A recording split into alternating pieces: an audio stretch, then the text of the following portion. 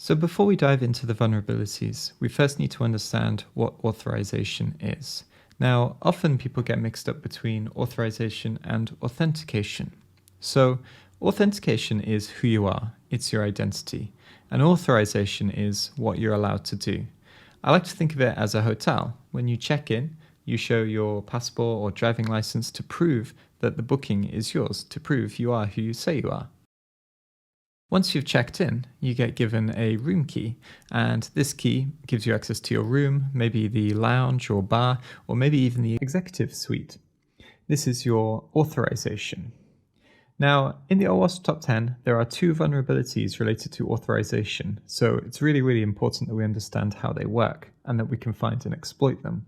It takes the number 1 spot with broken object level authorization, also known as BOLA, and it takes the 5th spot, which is broken function level authorization, also known as BAFLA. Now, these might sound a little bit confusing, so let's talk through an example. If we have a web shop and let's say you go to your account page and it says, hey, /webshop and /your user ID. If I change this ID to the ID of another user and I can access their information, this is BOLA, Broken Object Level Authorization.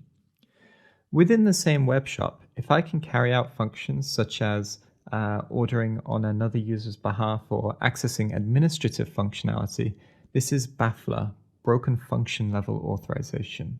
So try to think of BOLA as access to objects referenced by their ID, such as a user ID or a GUID or something like this, and try to think of BAFLA as access to functionality that you shouldn't have access to.